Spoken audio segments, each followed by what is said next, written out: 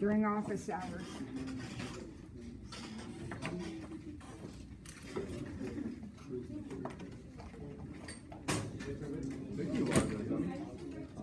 Took you a while there, huh? Let's be quiet while we finish up the quiz. There are a couple people still working. The rest of you go ahead and get your notes out. Yeah, you can take your barriers down if you want, or leave them up.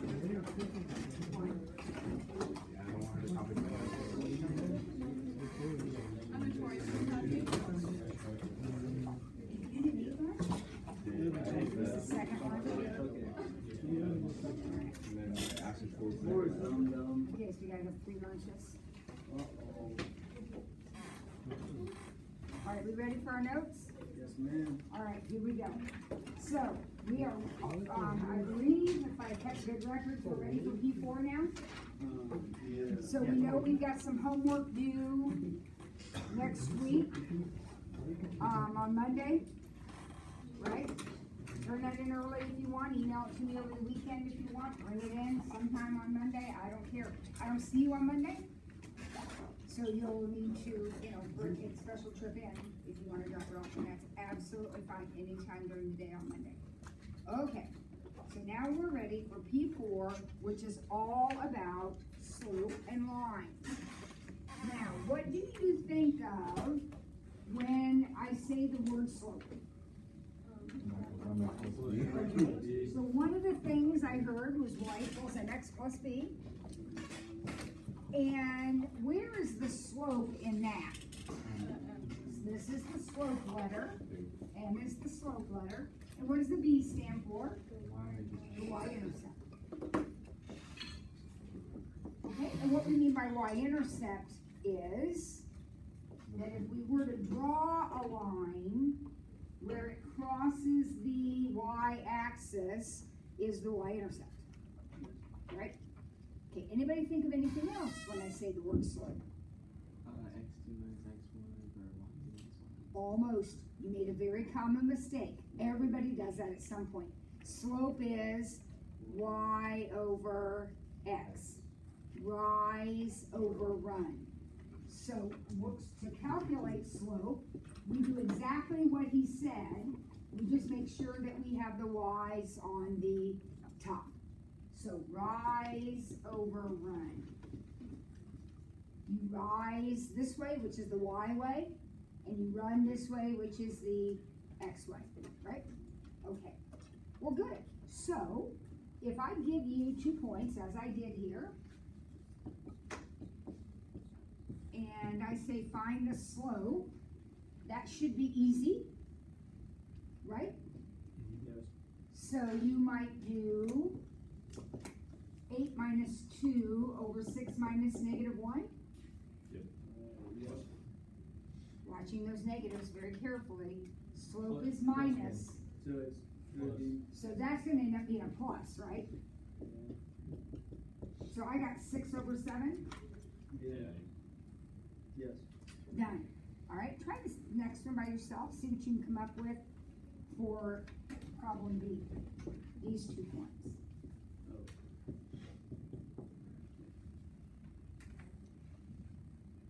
Let's see if we can all get the same answer.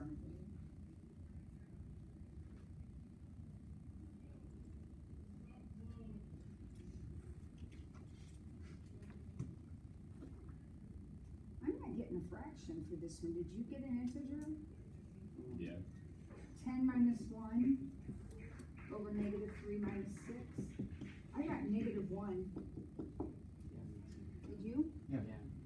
Now, did anybody subtract the other way? Did anybody do 1 minus 10? Yeah. Okay. It makes no difference. But if you do 1 minus 10, you have to do 6 minus negative 3. I did 10 minus 1, so I had to do negative 3 minus 6. It doesn't make any difference, but you have to go the same way both times. Easy. Okay. Now, number 2 asks you to think a little bit. It's a little bit different. I only gave you half of this point.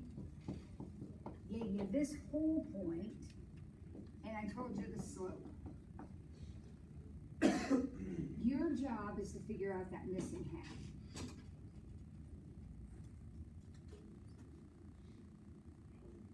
All right, who's got an idea? Anybody?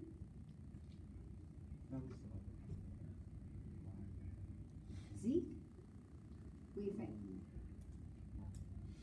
I was just thinking about like like if you have like fractions that's missing, you just like cross multiply. Well, actually, I don't know if you have a clue what you're talking about, but we are gonna cross multiply in this problem. We are gonna do that. Yes. Isn't there a formula, Yeah. point slope formula or something like that? Okay, now, the point slope formula, which we're gonna talk about that too, that is a way of writing the equation of a line. I believe, Maggie, that you could do this problem that way, but I think it's a little harder, a little more intricate than just doing this. If I found the slope between these 2 points, could I say 6 minus 5 over x minus 4? Would that be the slope for these 2 points? Y minus y, x minus x, right? Now, because I don't know that, I'm not going to actually get a number here, but isn't the slope supposed to equal 3/4? Yeah. So if I do y minus y over x minus x, this is what I'm supposed to get. What's 6 minus 5? So 1 over x minus 4 equals 3/4. And now, Zeke, I'm going to cross multiply. So 4 equals 3x minus 12. 4 equals 3x minus 12. Remember to distribute here. So 3x equals 16.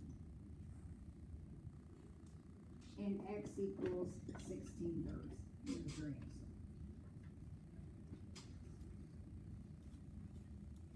Now I know that's a little confusing when you look at it, but I want you just to think about it because the concept's very simple. The slope is found by taking y minus y over x minus x. The slope has to equal whatever number they give you. So you just write an equation for that. All right, let's work through the next one together. Here we go. We got the points 3, -2, and 1y. And our slope is -2/3.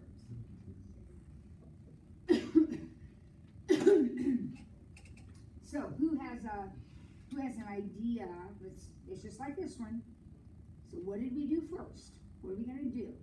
Brendan? Y minus Okay, y minus -2. and then 1 minus Perfect.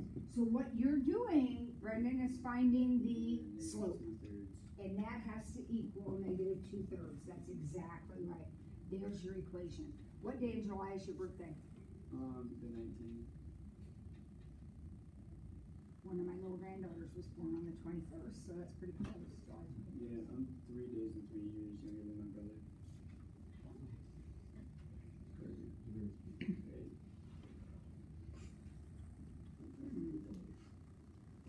That's interesting. Okay, here we go. We got a double negative here. And I'll go ahead and do that, make it -2 now. Is that okay? I just simplified this fraction. Is everybody following that? Yes. And that still equals -2/3. So now I'm gonna cross multiply. So Mariah, do you know how to cross multiply? Okay, you look a little tired today. Let's have some fun. 3y plus 6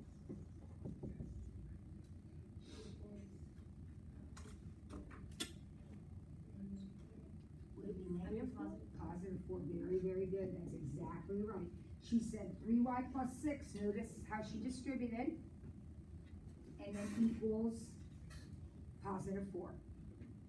So 3y equals -2, and y equals negative 2/3. I know, the same as the slope, that's kind of, that's just by chance, that doesn't happen all the time. Okay? Alright, well, a minute ago, we were talking about point slope and slope intercept. Well, now we're gonna use that. Because now, we are gonna actually write some equations of lines. I don't think we had point slope on the board. We talked about it, but I don't think we had it. We had slope intercept. This is slope intercept, right? Yeah. So make a note of that if you don't already know. That's slope intercept form. Anybody know what point slope looks like? Yep. Say it louder, Victory.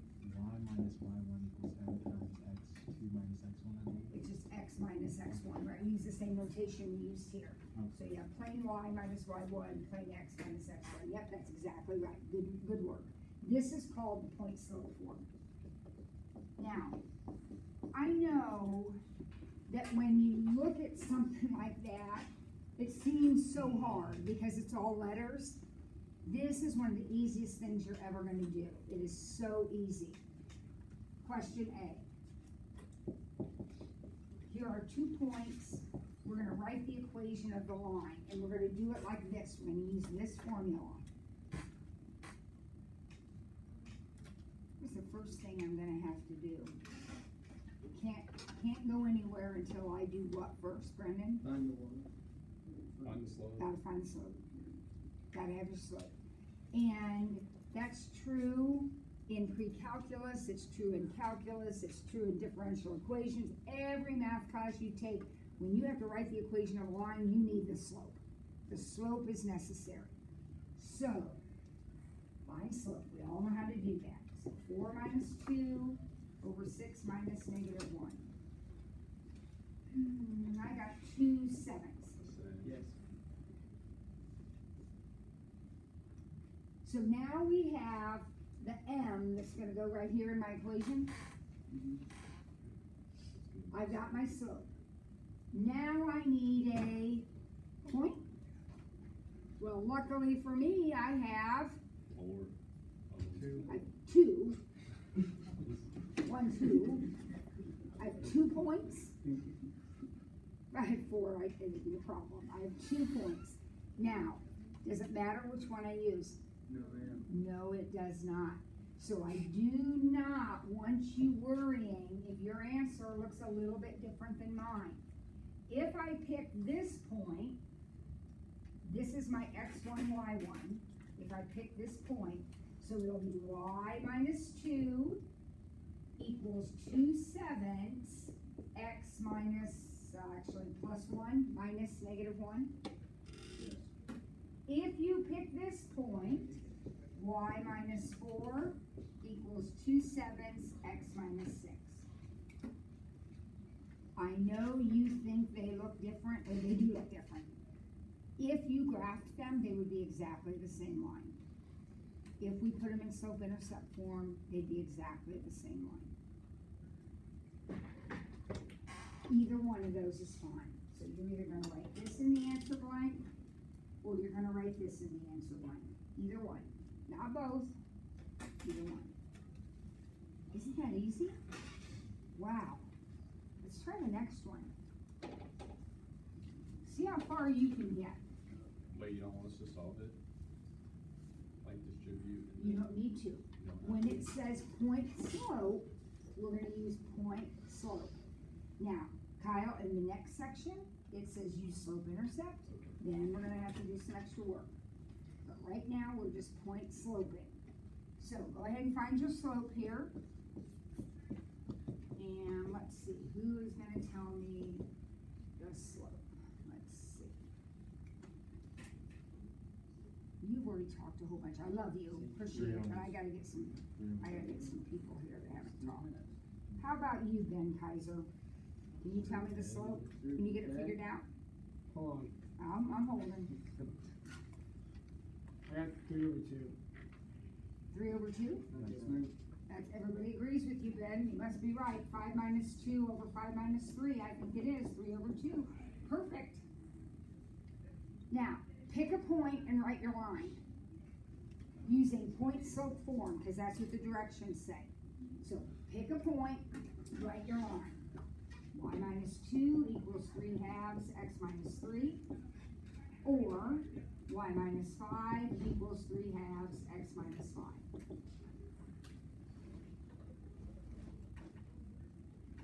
Either one of those is okay. Everybody all right with that? Yes. Okay. Now, I want you to just, when you're done writing this down, getting caught up with your notes, I want you to just put your pencils down and I want you to just watch something for a minute. Because you believe me, because I'm an honest person, I would never ever lie to you. When I tell you these are the same, but I want to prove to you, I want to show you that they're the same. Okay, but you don't need to worry about writing it down, you don't need to worry about doing this right now. I just want to show you these are the same. So, how you were talking about distributing. So I'm going to go ahead and distribute here. I'm going to get 3 halves minus 9 halves. Remember, when I distribute, or when I multiply fractions, it's top times top, bottom times bottom. So that's how I got 9 halves. And then I'm going to add this 2 to the other side. So y equals 3 halves x minus, okay, this is 4 halves, so it's going to be 5 halves. Remember, if I have a negative 9 halves and a 2 over 1, I have to get a common denominator, and that's how I got that. So there's the slope-intercept form of the top line. Okay? Now I'm going to do the same thing here. Do it a little faster. Remember, I'm not asking you to write this down and do it. I'm just saying, I want to show you something. So I'm going to add 5, which is 10 halves. So you see what's going to happen? I'm going to get 3 halves x minus 5 halves. See how they work out to be exactly the same, even though they look very different. Okay, now, one thing I want to do is show you they're the same. The second thing I want to do is show you how you're going to answer the next questions. Because the next questions say you got to answer in slope-intercept form, which means you have to do the distributing and get y by itself. Okay? Alright, so let's try. We're going to do the next problem exactly the same way, except we're going to have to get y by itself. So negative 1, 5, and 4, 1. Let's find the slope. Would everybody find the slope for me?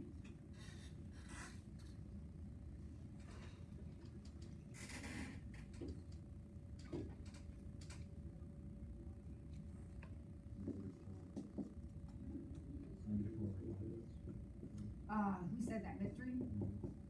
He got negative 4 over 5. Is that right? Is that what the rest of you got? Yeah. Now remember, if you happen to subtract in the other order, your negative is in the bottom, it doesn't matter. Negative 4 over 5 is the same as 4 over negative 5. Those are the same number. So if you got the negative in the bottom, it's fine. Okay? Now I'm going to pick a point. Do you care which one you use? I'll just pick the first one. So y minus 5 equals negative 4/5 x plus 1. Make sure that's okay. Is that all right with everybody? Now, if I were in the part above where it said point slope, I'd be done. But it says slope intercept. So I'm going to have to distribute.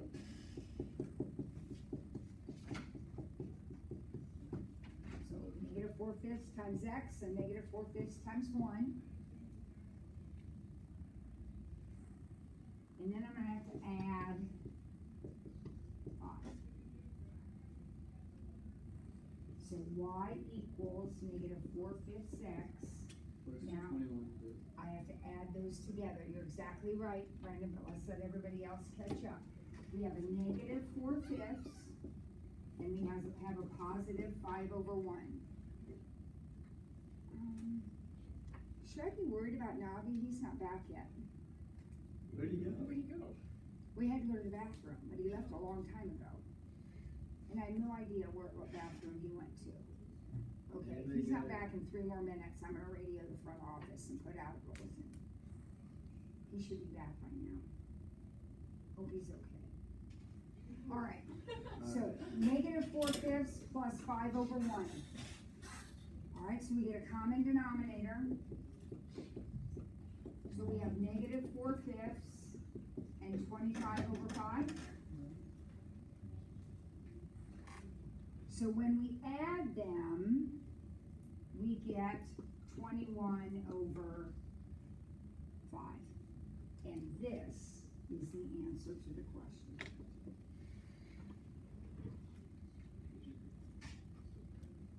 Now, notice that we did the problem exactly the way we did the other ones, we just had this little bit of extra step at the end. That was the only difference. All right, so why don't you try, see if you can do the same thing with problem B. And I'll tell you right now, it's easier because there's no fraction. B should not have a fraction in it. So that's gonna make it easier for you.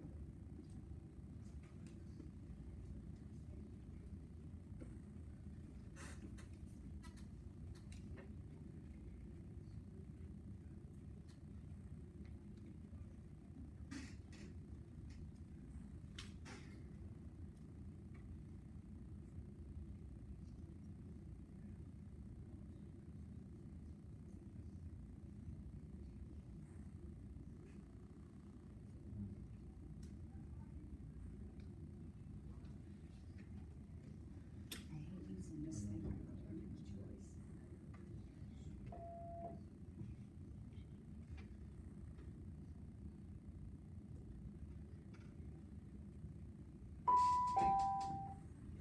Hi. Hi, this is Mrs. Ford, in 4344. I sent Navi Neal to the restroom. He has to go to the restroom at the very beginning of the period, and he is not back yet. I have no idea where he is. I'm sorry, who is the student? Navi Neal? There you go. Oh, wait a minute, he just came back. Thank you, I'm sorry. Okay, Navi, look at the time. Oh, Yeah, you were gone a very long time. I was not the one. And I just radioed the front office because I was worried about you, Oh, okay? So that's not appropriate behavior. We're not gonna do that anymore. If we have to use the restroom, we go use it, we come back. But ideally, we'll do it not during math class, oh. okay? All right. All right, what did you guys come up with here for your slope? 1. Oh, that's nice, isn't it? You got 1. Yeah. So then you said, what point did you use? 1 and 2. 1 and 2, so y minus 2 equals 1, x minus 1. So y minus 2 equals x minus 1, no weird fractions. Yeah. Add 2, did you get y equals x plus 1? Yes. Easy, easy, easy. Right? Now, that's it for that section. Everybody okay with that? Yeah. Just as a reminder, remember we said this is slope-intercept form, so our slope is 1 and our y-intercept's 1. If you had to graph that, you remember how to do that? How do you use this information to graph? You You go plot right, the y You intercept. plot the y-intercept, which is 1, right? up 1 and then to the right. And then the slope is that fraction, 1 over 1. So it's So we go up 1 over 1, up 1 over 1, and so on, and come up with our line. Right? And if we kept going far enough with the line, both of these points are on it. There's the point 1, 2 right there, and then the point -3, -2 would be down here on the line. Okay, next. Write the equation of the line through -2, 3. Stop it. And parallel to y equals 3x minus 5. Now, what in the world does that mean? What about the slope? when it's parallel. When it's parallel, what can you tell me about about the slope? Never They're the touches. same. Doesn't that just make sense to you guys? I know you memorized it in algebra class, but doesn't it make sense? If the slope is the same, doesn't that mean the slant is the same? So they're gonna be parallel to each other if they're rising and running in the same way. So this means same slope. I know there's my point I'm gonna use. So in this problem, what slope am I going to use? 3? Negative 3. Negative 3? No, Three. it's the same number. 3 over 1? Is that right? Parallel means same slope. What's the slope of this line? 3. So y minus 3 equals 3x plus 2. Don't let me pull a fast one on you, is that right? Yes. So y minus 3 equals 3x plus 6. If I'm getting y by itself,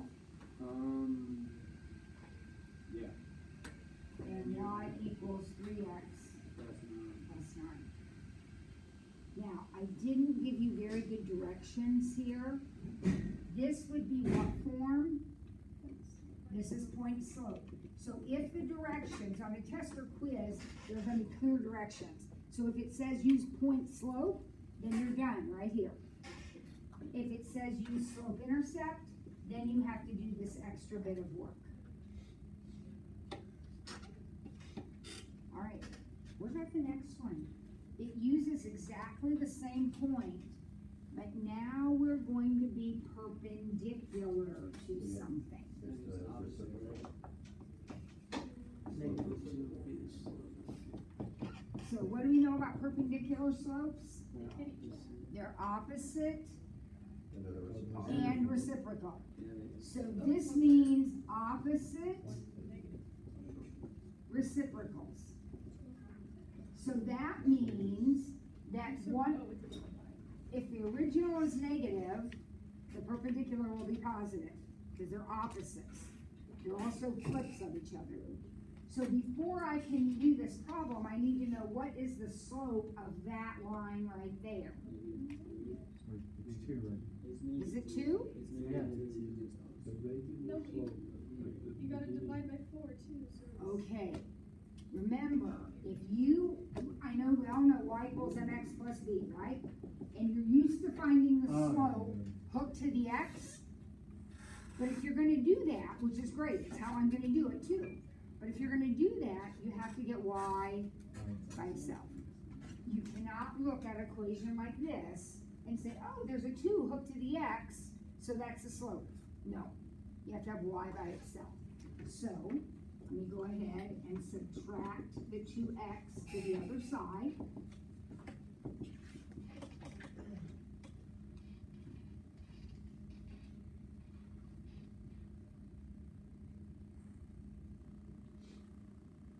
And then divide by negative 4, and I'm going to divide everything by negative 4. So y equals 1/2 x minus 1/4. Yeah. Is that everybody with me so far? Now, this is not the answer to the question. All you have done is rewrite this. What's the slope? Negative 2 over 1. Well, the slope of this But when you change is it, 1/2, so the perpendicular slope will be negative 2 and then over 1. You don't really need to put it over 1, but if you do, it's not wrong. Plus 4. It helps me in my head when I Okay, that's fine, that's fine. With the y should be plus 4. You gotta figure that out. You can't look at the equation and see. It might be, but I gotta figure it out. So, how do I do this now? I'll say y minus 3. Remember, this is your point. So you're gonna do y minus 3 equals negative 2, x plus 2. Yeah. When you do these problems, kids, the only part of the original equation that matters is this. Please ignore that. You don't use that at all. This is the only part that's important. So I use my given point. Did you come up with negative 2x minus 1? Yes.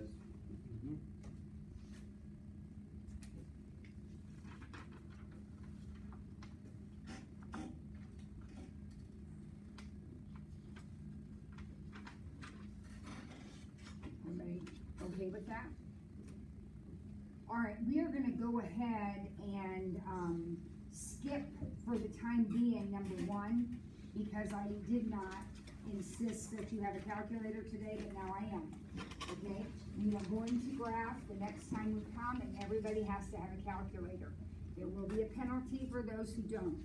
So have a graphing calculator in your possession, hopefully one you know how to use somewhat, when you come to class, which will be what, Tuesday? Okay, make sure you've got one. Do you recommend like what type of like what brand? Or Absolutely, we are a TI school, so you can only get a Texas Instruments. And I would recommend that you get a TI 84. They are a great little calculator. They come in, 83s are okay too, but they're kind of outdated a little bit, and they're just as expensive as the 84s. Remember, you can check one out from the library, right? You have to be careful with it, you lose it, you pay for it, but you can check one out if you really don't want to buy one, but it is a requirement for the class. Everybody understand that? God bless you, those of you that have one today ready to go. But I don't want to go through this lesson until everybody's got a calculator so that you can all press the buttons together. I'm assuming you know nothing about your calculator, so we'll go through it very carefully, but you have to have one in your hand, okay? It's like wrestling. I can go watch Zeke wrestle. I can watch him do it. They can use all those terms like takedown and all that stuff. But until I do it myself, wouldn't that be a sight? Until I do it myself, I am not going to be a wrestler. And it's the same thing with your calculator. Me up here telling you, okay, now push this, isn't gonna help you unless you are physically pushing with me. So you need to have one in your hand. You said a TI what again? 84 probably is the best one to get. Now, I would not, and the 84s are legal in like your SAT and a lot of college classrooms now. A couple of years ago, and it may have changed, but as of a couple of years ago, like Purdue doesn't allow calculators at all in some of its math classes. At all. I mean, any calculator at all. So I'm not promising you that you're going to be able to use your calculator in whatever class you take, but it is legal on the SAT and all that stuff. Okay. What was I going to say? Something profound. Oh, just remember that you do not need to buy one unless that's doing you. But you gotta have one, so check one out. If you get an old one, maybe you can buy a used one or whatever on those places where you buy stuff. Here's my calculator.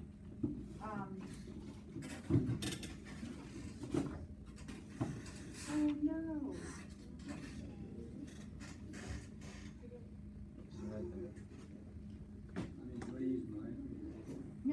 No. Here's the deal, kids. Somebody stole my textbook on the second day of school, and now somebody's taken my calculator. I had it, oh, thank God. Okay. You know where my textbook is? It's gone too. Thank God. It would steal your test. I don't know, but I had 2 of them piled right here, and then there was only one, so I thought maybe Mr. Shadio took it accidentally, because he has a resource in here. Yeah, but she's on the hall, she wasn't in the room. Fair enough. And we all have our own books. I just thought maybe when he was piling up his stuff, he accidentally carried it out of the room. Well, luckily, thank God I have my calculator back. This is an old one. So this is one, the big thick ones like this, these are the ones that take batteries. If you get one of the new ones, they're really slim. Anybody have a new one? But they're rechargeable. Do not lose your charger. I do not have a charger. I do not have a new calculator. So if you have that kind, they're great, but put your charger in your backpack so it's with you. And then if it goes dead, you'll have to sit in a different desk where you can plug in. But you gotta have a charger. No charger, I can't help you. Do not, please, do not buy a Casio unless you have someone who can help you use it. Because a Casio, they work, they're fine, they're good calculators. But I don't have one, I don't know how it works. And I'm not reading your handbook to help you. If you buy a Casio, you figure it out or find a friend to figure it out. Our resident Casio guy left, that was Mr. Knoll. He liked the Casios, he used them all the time. He's gone, nobody else knows how to use it. So you'll have to figure it out if that's what you buy. They are a little bit cheaper. Were they old or something? Huh? Were they old? Or No, were they they're just just- a little bit different. And they're like, I don't know how to describe it. It's like having an iPhone and an Android phone. It's just different buttons, different things, different ways to do things. How much are those calculators? This is definitely the iPhone. TI is the way to go. Okay, so we're gonna skip part 1 for now. We're gonna do it on Tuesday. And right now, we're gonna go down to part 2. Oh, by the way, we just finished P4, which means that homework will be due on Tuesday. So we have 3 things. No, P2 and P3 are due on Monday. Yes. Yeah. P4 is due on Tuesday. And you can do it all and turn it all in on Monday, but you actually have an extra day to get P4 done. Okay. Before you start whining and complaining, you have one measly little stinking page for each section. It does not take long, and we have office hours on Monday, so you can come in on Monday and we can work through some homework problems, right? Huh? 8 to 8:40. Okay. All right, here we go. 4x squared equals 25. We're gonna solve this using square roots. So what all that means is, we're gonna take the square root of both sides. Easy. What's the square root of 4x squared? 2x. What's the square root of 25? Now, here's the one thing that you've gotta remember. When you take the square root, you have to include the plus or minus. Now, you don't need to put it on both sides, but you need to put it on one side. Remember that the square root of 25 can be 5, or it can be -5. Anytime you have a squared equation, you need 2 answers.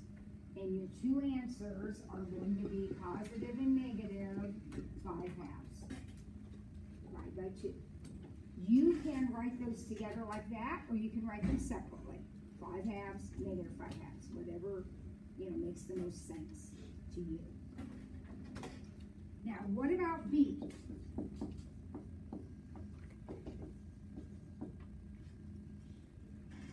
Can we do the same thing? Yes. We can. What happens when we square root this? Doesn't stay the same. It stays x minus 3? Yeah. Because doesn't a square root cancel with a square? Yeah. So the square root of x minus 3 squared is just x minus 3 equals plus or minus 5? Yes. So x equals 3 plus or minus 5? Now you need to simplify that. What is 3 plus 5? 8, so one of your answers is 8. 3 minus 5 is -2. So your other answer is -2. Remember, I told you you're gonna have 2 answers. It's a squared equation, you're gonna have 2 answers. In this case, one of them is 3 plus 5, and one of them is 3 minus 5.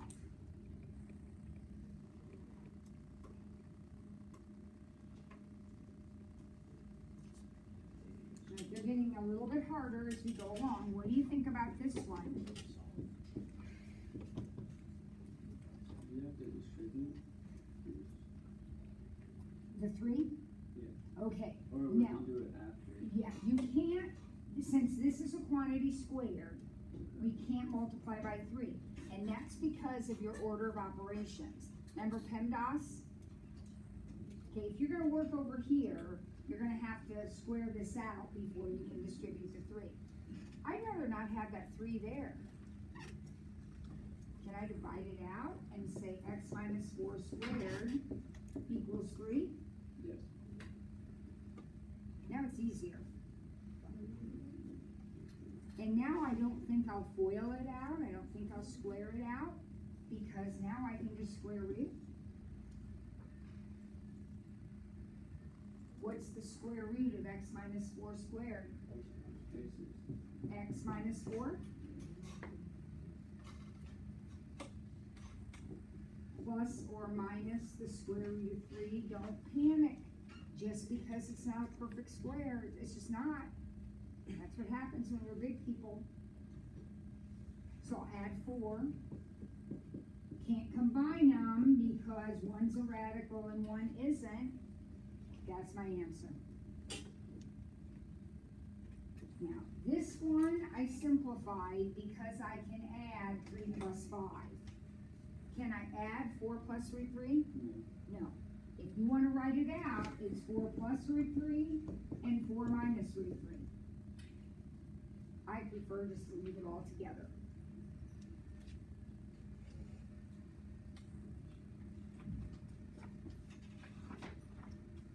Okay, one more. Let's give it a shot. What do you want to do with D?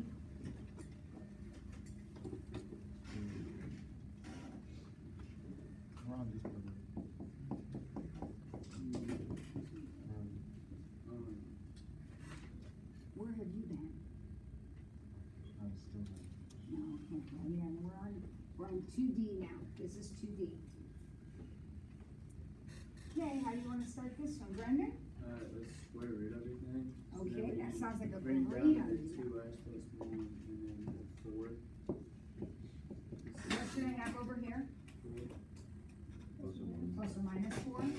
Remember, we always have to put a plus or minus And in then there. subtract the 1 over. Okay, now, I'm gonna have to be careful. Or would you divide by 2 first? Well, no, you subtract 1, but I have to be careful because I'm either gonna be subtracting 1 from positive 4, or I'm gonna be subtracting 1 from negative 4.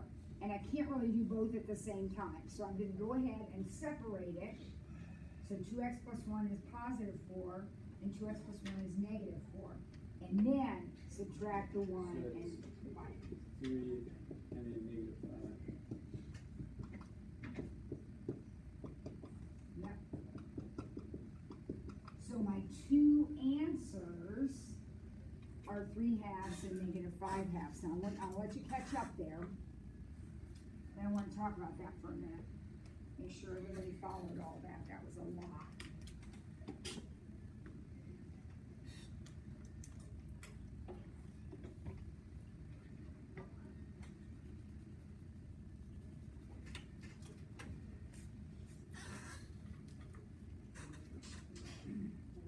Anybody have a question about that process?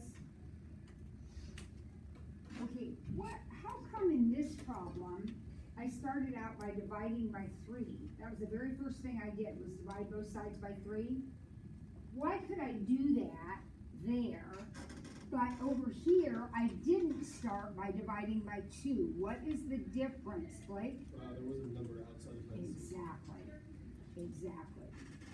This 3 is outside, so you can get rid of it, do whatever you want with it. This 2 is inside, he's not touchable, so you get rid of the radicals. And the parentheses. Okay? All right, we have one more thing to do today, so let's try to look alive. I just saw an administrator walk by, and he's checking for student engagement. Do you know what that means?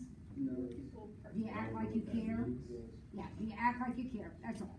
Just act like you care, and then we'll be engaged.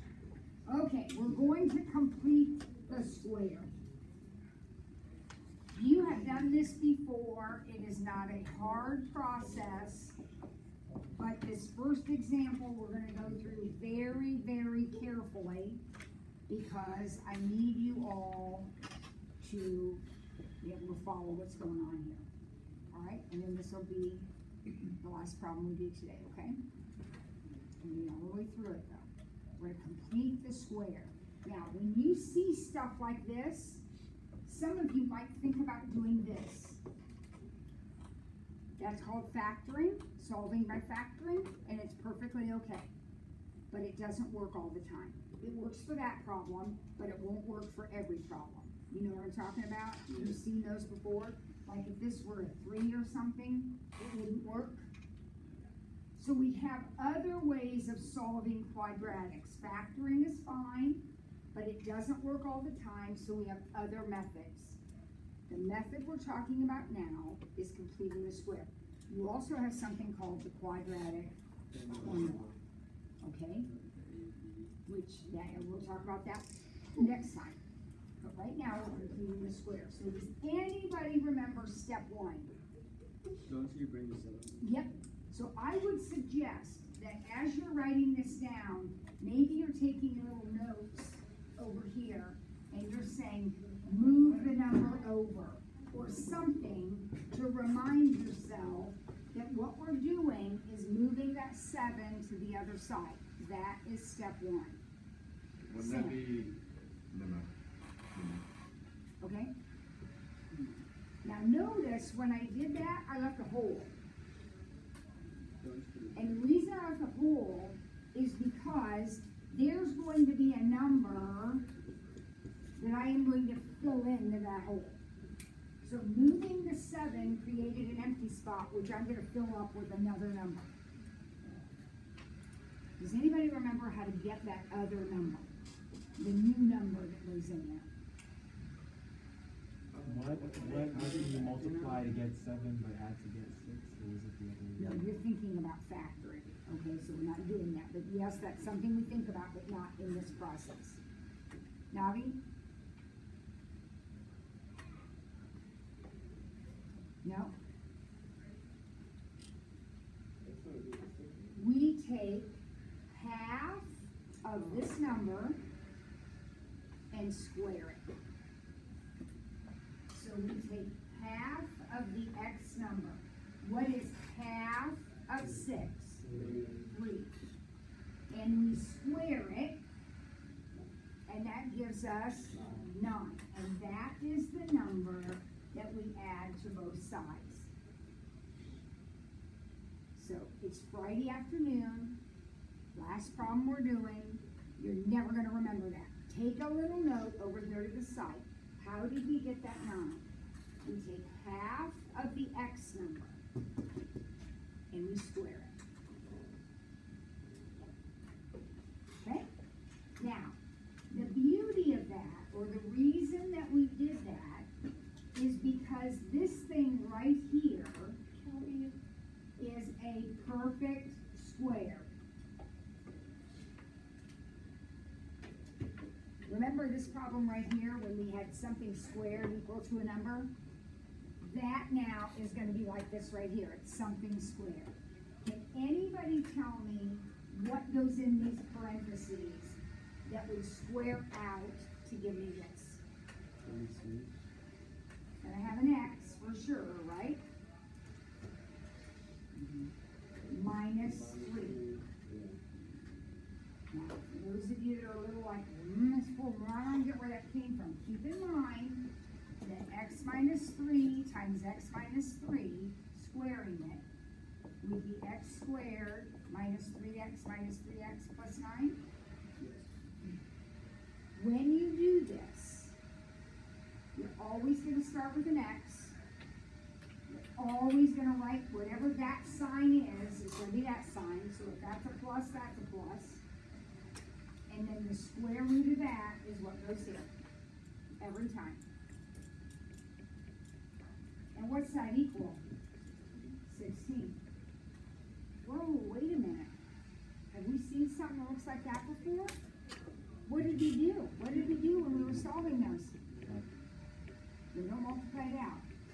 We square root it. Don't we square root it? It looks just like this. X minus 3. So now we square root both sides.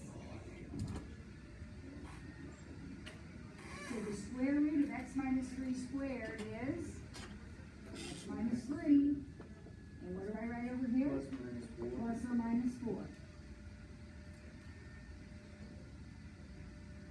So x equals 3 plus or minus 4. I add 3 over here. Don't you split it into two? I do. So x equals 3 plus 4, which is 7. Or x equals 3 minus 4, which is negative 1. So there are the two answers that you always get when you have a squared problem. Okay? Anybody need to talk about those steps? We're picking up there next time, and we're not going to go through it so carefully. We're going to zip through it now. That's what the recording's on the page, right? Huh? The recording's on the page, right? It will be. It will be. Calculators by. Tuesday. Yeah. Now, if you're ordering a calculator,